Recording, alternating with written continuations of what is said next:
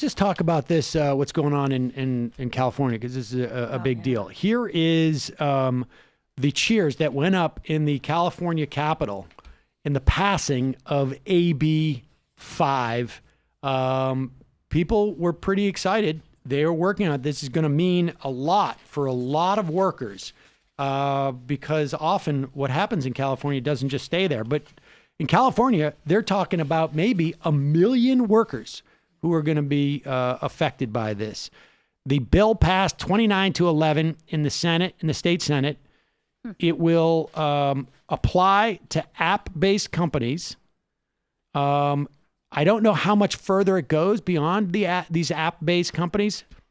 And it's not the people who are developing the app, it's the people who are using the app in these sort of like gig economy type of situation. What defines it as app-based? Like, would Seamless be app-based if it's got a website and a...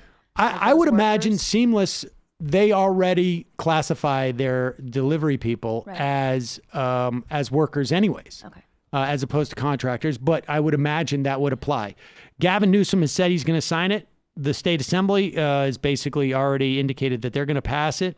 It would go in effect January 1st. That workers must be designated as employees instead of contractors if a company exerts control over how they perform their tasks and if their work is part of the company's regular business. So here is, and I don't know how you define regular business, is what the regulatory agency in the state will determine.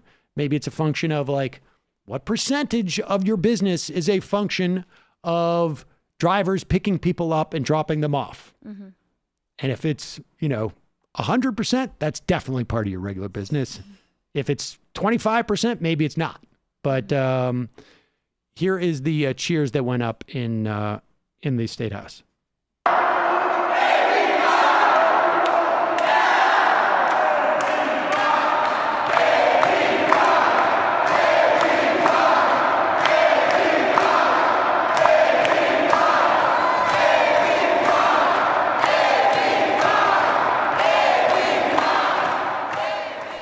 Now, this is an example. This is not electoral politics. It's legislative politics. It's organizing around and bringing pressure.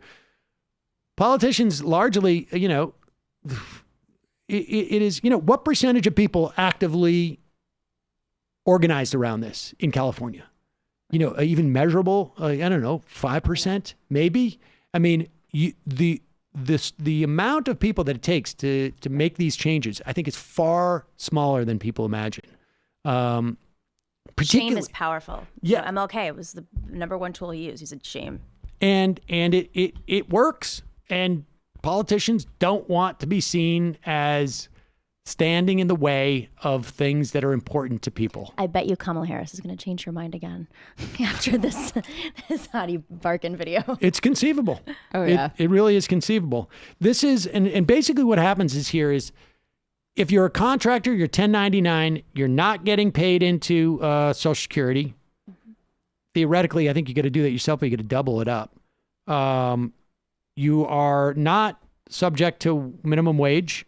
You don't necessarily need to make a minimum wage.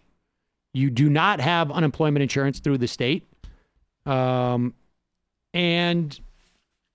there may be other protections, but those are the big ones. And this is going to impact Uber and Lyft. It's going to impact,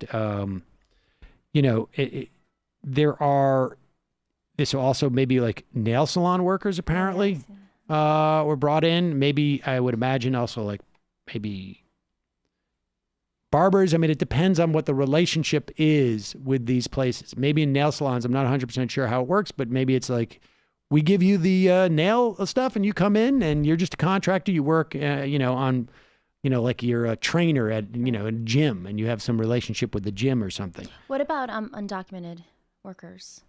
I mean, undocumented are still basically, I don't think this impacts them whatsoever any more or less than it would now. So you come in, if anything, it might make it more difficult in some instances for undocumented to work because they need to establish they have a Social Security number to get into the system. Well, you do that for independent contractors too, theoretically, right? What's that? have a social security number and all that. But if you're like at a nail salon, for instance, and there was a huge New York Times expose on this a few years ago about the workers in a good number of workers in nail salons were living there, where there was a whole system of recruiting them from Southeast Asia. Right. It was horrifying.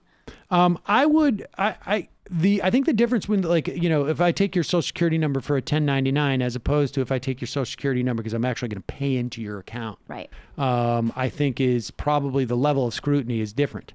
But I don't know. That's a good question. I mean, soon people, I think, will get more in-depth reporting on this and find out. But this is a big deal because they're talking about it could impact 1 million workers in California. And it's certainly going to impact workers all across the country. Is it possible to with 1 million workers? That would be crazy. That's amazing. No, I absolutely believe it. And the way that most of these garbage tech companies make money is not by inventing something new in the world. It's by labor and regulatory arbitrage, getting around the rules that exist for a normal taxi company by saying, oh no, we're just a tech company. So any time that you tell people they can't do that is a victory for workers. Right. Indeed. And you know what else worked on labor arbitrage? Cotton and the building of this country, right? Basically. Yep. Free labor is very helpful when you're trying to start a business, apparently. Or a country. Or a country. Yeah.